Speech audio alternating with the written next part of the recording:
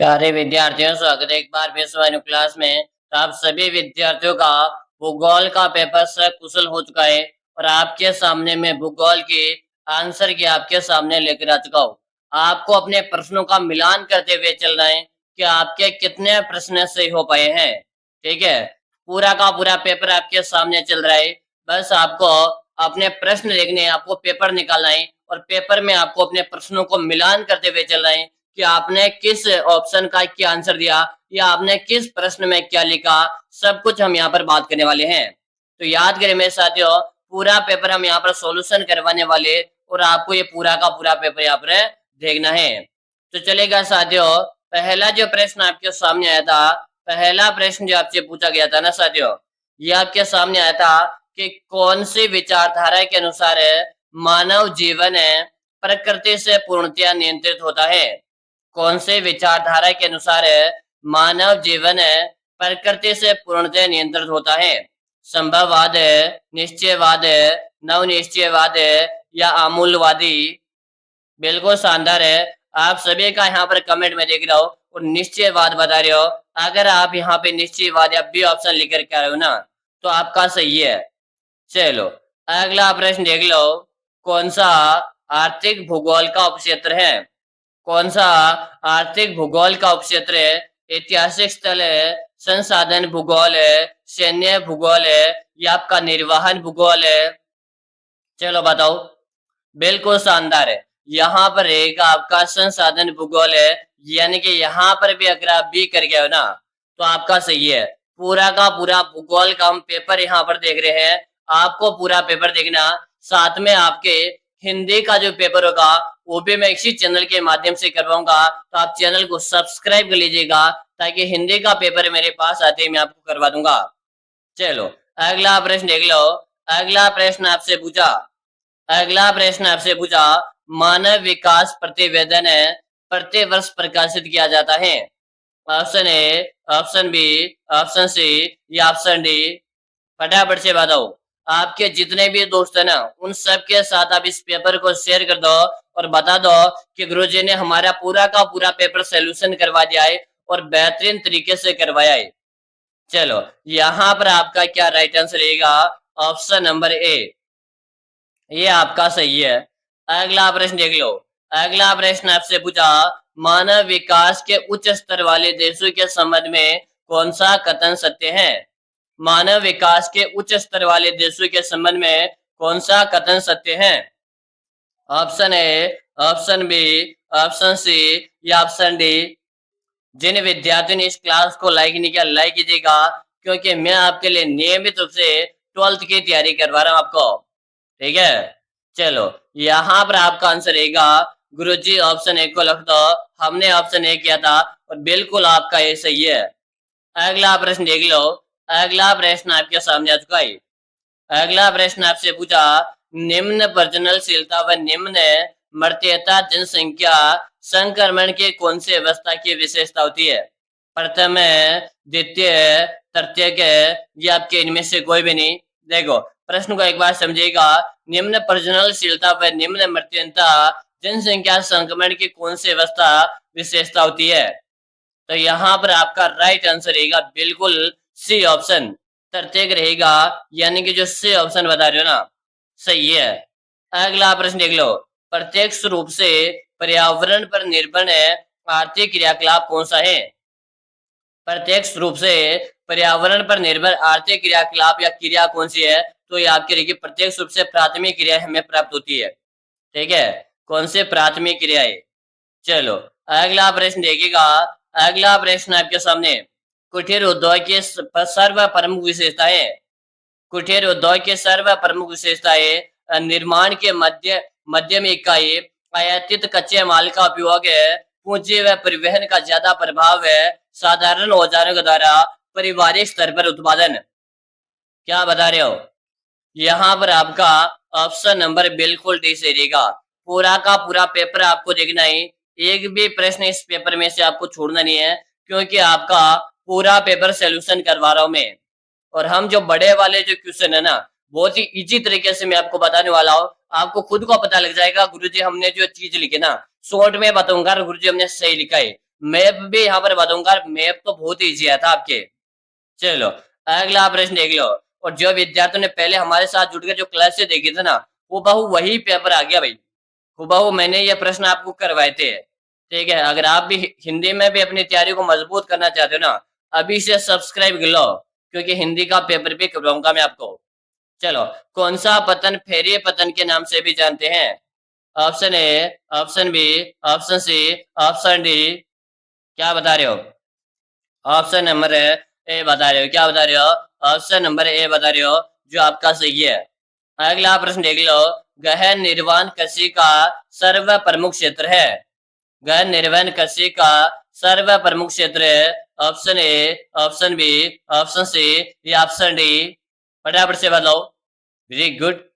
चलो, यहाँ पर आपका मानसून ऐसे रहेगा, जो आज सुबह ही मैंने करवाया था। सुबह के लाइव क्लास में करवाया था भाई। देखो, काफी सारे विद्यार्थियों ने मुझे कहा था गुरुजी ये प्रश्न नहीं आएंगे। मैंने कहा मेरे भाइयों मेरे पे विश्वास करो, यही प्रश्न आएंगे। और भूगोल का पेपर ऐसे ही छप गया ना फिर। चलो अगला प्रश्न देखो। अगला प्रश्न है, कौन सा सही सुमेलित है? कौन सा सही सुमेलित है? Option A, option B, option C या ऑप्शन डी। चलो, सही सुमेलित की यहाँ पर बात करें हम। हाँ, और ये हमने कहा था ना, मैंने कितनी बार कहा था कि भूमध्य सागरीय कृषि में खट्टे हरेदार फल अंगूर जैसे वहां पर पैदावार होती है, और ये आपका सही सुमेलित है। तो यहाँ पर आपका बी ऑप्शन अगर करके आयो ना आप, अगर आप बी वाले ऑप्शन को करके आए हो, तो आपका यहाँ पर सही हो गया। ठीक है, चलो अगला प्रश्न देखेंगे। अगला प्रश्न के अनुसंधान व विकास आधारित है, क्रियाकलाप सम्मिलित है। अनुसंधान व विकास आधारित है, क्रियाकलाप सम्मिलित है। प्राथमिक है, द्वितीयक है, तृतीयक है या चतुर्थक क्रियाकलाप है? चलो बताइएगा। सभी लाडलों को यहाँ पर आंसर दे देना है। और यहाँ पर आप बता रहे हो डी ऑप्शन बता रहे हो। क्या बता रहे हो? डी ऑप्शन यहाँ पर बता रहे हो, यानी कि आपका डी सबका सही है। अगला आप देख लो। एशिया में रेल मार्गों का सघनतम घनत्व पाया जाता है। Option A, option B, option C या ऑप्शन डी। एशिया में रेल मार्गों का सघनतम घनत्व पाया जाता है लाडलों। बताओ क्या बता रहे हो? जिन विद्यार्थियों ने अभी तक लाइक नहीं करेगा, लाइक कर दीजिएगा। चैनल को आप सब्सक्राइब कर दीजिएगा, ताकि हर आगामी क्लास का आपको नोटिफिकेशन मिलता रहेगा। चलो, यहाँ पर आपका ऑप्शन ए से रहेगा। क्या रहेगा? ऑप्शन ए से रहेगा। अगला प्रश्न देख लो। निम्न में से कौन से राज्य में सन 2011 से 2021 के दशक में जनसंख्या वृद्धि दर पर निम्नतम दर्ज की गई थी? केरल है, उत्तर प्रदेश है, आंध्र प्रदेश है या आपके तमिलनाडु? आपके जितने भी दोस्त है, आप ये पेपर उन दोस्तों के साथ शेयर अवश्य करके बताइएगा। ठीक है, हाँ, यहाँ पर आपका केरल आ रहा है। क्या आ रहा है? केरल आ रहा है। यहाँ पर जो आप केरल करके आओ ना, केरल अगर आपने सही किया, तो यहाँ पर आपको 1/2 यानी कि आधा नंबर मिल रहा है। चलो, और ये प्रश्न भी मैंने सुबह ही कहा था, याद कर लो। और काफी सारों ने याद किया होगा तो पता होगा। भारत में पहले जनगणना कब हुई? 1881, 1872, 1811 या 1821 है? तो भारत की प्रथम जनगणना 1872 में हुई थी, जो अपूर्ण जनगणना थी। और सर्वप्रथम जो हुई थी, सर्वप्रथम पूर्ण पूर्ण जनगणना आपकी 1881 में हुई थी। और अपूर्ण जनगणना प्रथम जो 1872 में हुई थी। और आपका बी ऑप्शन यहाँ पर सही है। अगर आप बी वाले ऑप्शन को सही करके आए हो, तो आपका सही है। अगला प्रश्न देख लो। अगला प्रश्न आपके सामने है, बताओ। अगला प्रश्न आपसे पूछा गया है, नगरीय बस्तियों की विशेषताएं। नगरीय बस्तियों की आपको विशेषता बतानी है। बताओ, हाँ, क्या बता रहे हो? बिल्कुल सभी का यहाँ पर कमेंट आ रहा है। कमेंट में प्रत्येक विद्यार्थी को देख रहा हूँ। तो नगरीय बस्तियों की यहाँ पर बात की जा रही है।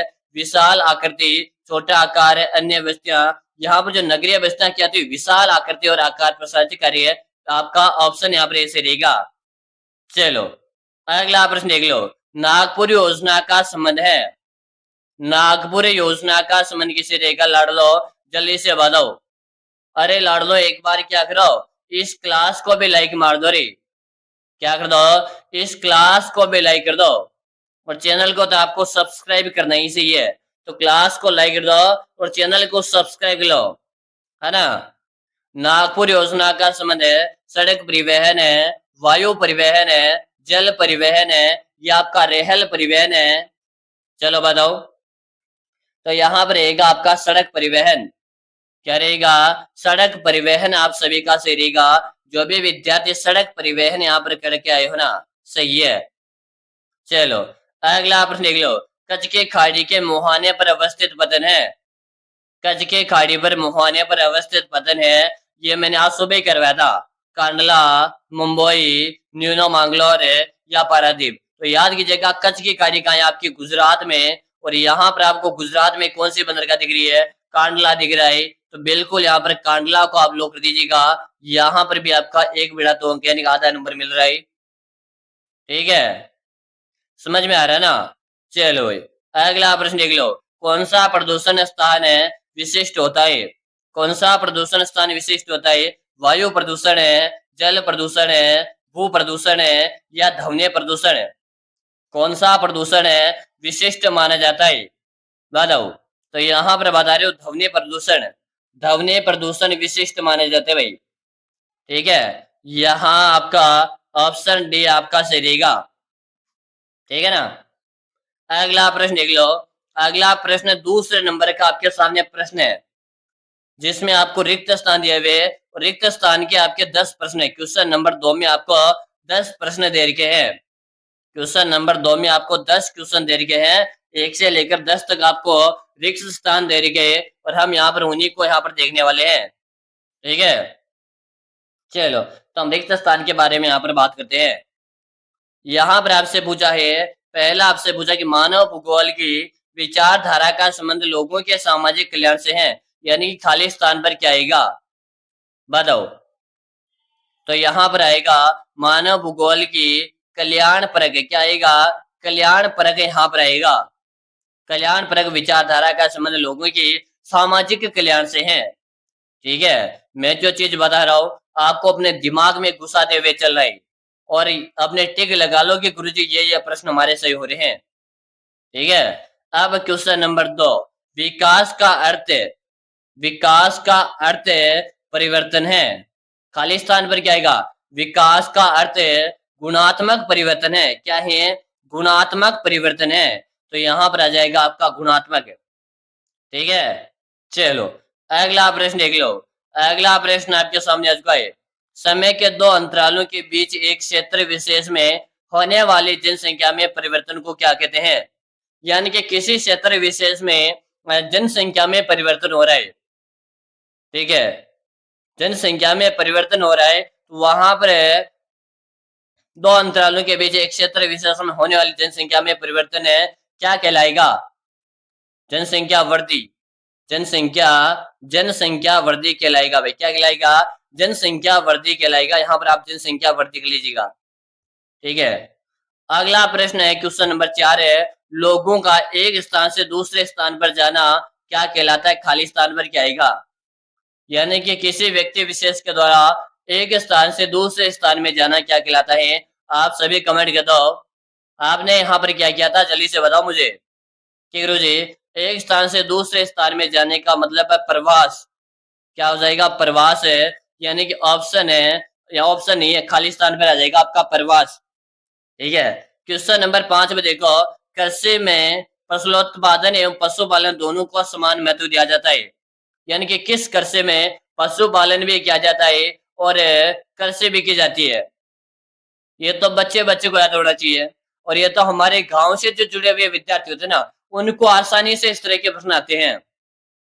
गांव से जो जुड़े विद्यार्थी होते हैं उनको पता होता है, क्योंकि उनके मम्मी पापा ये काम करते हैं। क्यों करते हैं? क्योंकि वो कृषि के साथ साथ पशुपालन करते हैं, कृषि भी करते हैं, पशुपालन भी करते हैं। तो वो जो कृषि होती है वो मिश्रित कृषि कहलाती है।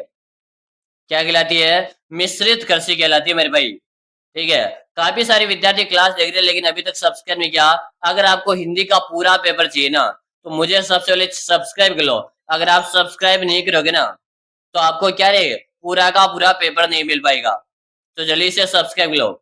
चलो अगला प्रश्न देख लो। सार्वजनिक क्षेत्र के उद्योग के अधीन होते हैं।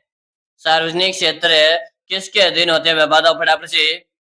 आप सभी को यहाँ पर आंसर दे देना है। आंसर दो भाई। सार्वजनिक क्षेत्र यानी कि किस प्रकार के उद्योग होते हैं? हाँ, बताओ। तो ये जो होते हैं आपके सरकार के दिन होते हैं। किसके दिन होते हैं? सरकार के दिन होते हैं। यहाँ पर आएगा आपका सरकार। अगर आपने यहाँ पे सरकार लिखा तो बिल्कुल सही है। चलो अगला प्रश्न देख लो। रुड़की खालिस्तान नगर का उदाहरण है, यानी कि रुड़की उदाहरण किसका है? छावनी का। किसका रहेगा? छावनी का उदाहरण है। नगर की आर्थिक वृद्धि के रूप में कार्य करते हैं। खालिस्तान पर क्या आएगा? हाँ, नगर की आर्थिक वृद्धि के रूप में कार्य करते हैं। तो यहाँ पर रहेगा आपका इंजन। इंजन आ जाएगा। अगला प्रश्न देख लो। अगला आपने के पाना, पाड़ा, पाली, नगला, ढाणी इत्यादि ये वस्तुओं के नाम है। तो ये आपके पल्ली कृत बस्तियां होती। किस प्रकार की? पल्ली कृत बस्तियां जो होती ना, पल्ली कृत वस्तुओं के नाम है पाना, पाड़ा, पाली, नगला, ढाणी। ये आपके पल्ली कृत वस्तुओं के नाम है। चलो अगला प्रश्न है कि कयाल को अरब सागर की रानी के नाम से जानते हैं। बताओ। हाँ, कोची। यहाँ पर क्या रहेगा? कोची आपका सही रहेगा। क्या रहेगा? कोची आपका सही रहेगा। खालिस्तान पर कोची आएगा। चलो अगला प्रश्न देखो। अब आपके सामने थोड़ा सा एक एक नंबर के प्रश्न आए भाई। कुछ लेवल वाले प्रश्न आए हैं, यानी कि यहाँ पर आपको लिखने का काम स्टार्ट होगा। इतनी देर तो ना हम जो कर रहे थे उसमें ज्यादा टाइम वेस्ट नहीं था। यहाँ पर आपको लिखना है, और कैसे लिखना है सब कुछ बताऊंगा मैं। तरीके से लिखना है आपको। यहाँ पर एक ही नंबर चाहिए ना, एक में से एक, एक में से एक नंबर चाहिए। तो मैं बता रहा हूँ उसी के आधार पर लिख दो। ठीक है, अगर आपने लिखा होगा, नहीं लिखा तो आपके हिंदी के पेपर में ध्यान रखना है। यहाँ पर उत्तर शब्दों में एक शब्द में आपको उत्तर देना है या एक पंक्ति में देना है। कैसे देना है? देखो, मानव विकास के किन्हीं दो उपागमों के नाम लिखे। तो यहाँ पर लिखो मानव विकास के किन्हीं दो उपागम। क्या लिखोगे? फर्स्ट पंक्ति लिखोगे मानव विकास के दो उपागम। ठीक है, उसके बाद आप है, ठीक है, ये यहाँ पर है। इसके बाद आप है एक ब्लैक पेन का यूज कीजिएगा और नंबर एक लिखाओ। एक लाइन पर आपको एक ही लिख देना है। क्या लिख देना है? आई उपागम लिख दीजिएगा। क्या लिख दीजिएगा? आई उपागम लिख दिया होगा। ठीक है, नंबर दो लगाओ। वहां पर आपको क्या लिखना है? तो वहां पर लिखना है आपको कल्याण उपागम। क्या लिखना है? कल्याण है, कल्याण उपागम लिख देना है। ठीक है, हाँ। मानव विकास के दो उपागम लिखना। उसके बाद पेन चेंज करना। पेन चेंज कर लिख करके लिखना है कि आयु उपागम और कल्याण उपागम नंबर F1 और F2। एक ही लाइन नंबर एक और नंबर दो नहीं करना। नंबर एक लगाना फिर नंबर दो लगाना है। ठीक है, चलो अगला प्रश्न में ध्यान दो। अगला प्रश्न आपके सामने आ चुका है। मानव विकास सूचकांक को मानव विकास मापन का सर्वाधिक विश्वसनीय मापन क्यों नहीं कहा जाता है? बताओ भाई। आप सभी आंसर दो और आपके सभी के साथ इस क्लास को शेयर कर दो यार। देखो, मैं आपके मेहनत से बेहतरीन तरीके से आपको सोल्व करवा रहा हूँ पेपर है। ठीक है, तो आपका भी फर्ज बनता है आपको क्या करना है, इस पेपर को शेयर करने का। चलो, तो यहाँ पर आपका जो राइट आंसर है ना, हाँ, इसको छोड़ दो थोड़ा, इसको हम लास्ट में देखेंगे। चलो इस वाले देखो, क्वेश्चन नंबर 3। दहन कृषि क्या है?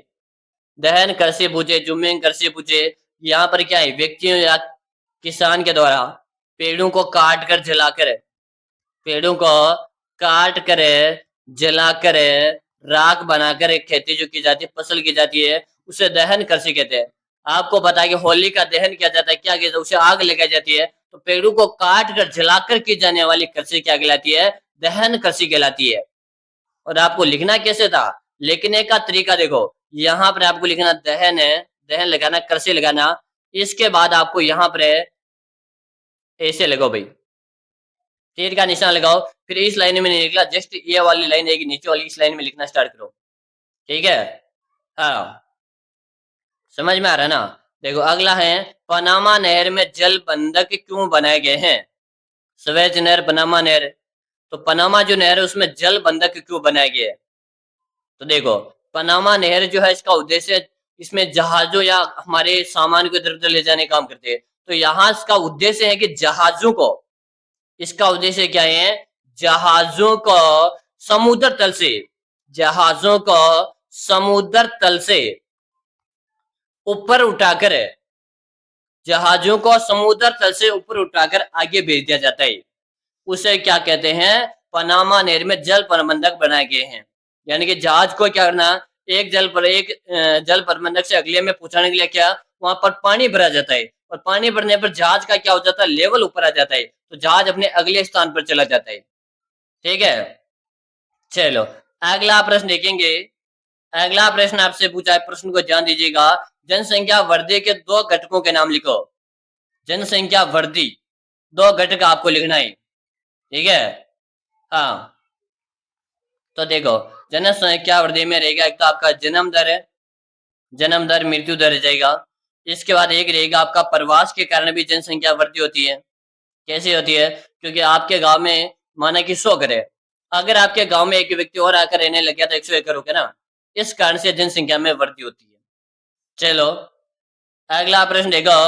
अगला प्रश्न आपके सामने रहेगा, हेमेटाइट व मैग्नेटाइट किसके प्रकार है, किसके प्रकार है, तो ये आपके ये दोनों के दोनों प्रकार लोहा के है। ठीक है, अगला प्रश्न है, भारत में सड़क जाल के विश्व में कौन सा स्थान है, तो दूसरा स्थान है। कौन सा स्थान है, दूसरा स्थान है। यहां तक तो आपको कोई दिक्कत ही नहीं थी, पूरा का पूरा पेपर हो गया। और गंदे बस्तियों के बनने में प्रवास में क्या भूमिका, तो गंदे बस्तियां जो है वहां से प्रवास होगा ही सही, वहां पर अच्छी सांस नहीं ले पाते हैं, इसी कारण वहां पर क्या होता है, प्रवास होता है, व्यक्ति वहां से छोड़कर अगले स्थान पर चले जाते हैं। अब देखो सेक्शन नंबर बी। अब यहाँ पर आपको 50 शब्दों में आंसर देना है, जो कि यहाँ पर वीडियो में बताना बहुत ही मुश्किल है, क्योंकि स्क्रीन कम है, तो आपको ये वीडियो ना, इसके मैं आंसर अगले वीडियो में करूंगा। और वो आपका जो मैप रहेगा ना, मैप, वो भी मैं अगले वीडियो में भरवा दूंगा आपको। ठीक है, अभी तक भी आपने इस चैनल को सब्सक्राइब नहीं किया तो जल्दी से इस चैनल को सब्सक्राइब लो। यहाँ पर मैं आपको अपना हिंदी का पेपर लेकर आऊंगा बहुत जल्दी। ठीक है, तो सब्सक्राइब लो और अपने दोस्त के साथ कर लो, शेयर कर लो। मिलेंगे अगली क्लास में, तब के लिए जय हिंद, वंदे मातरम साथियों।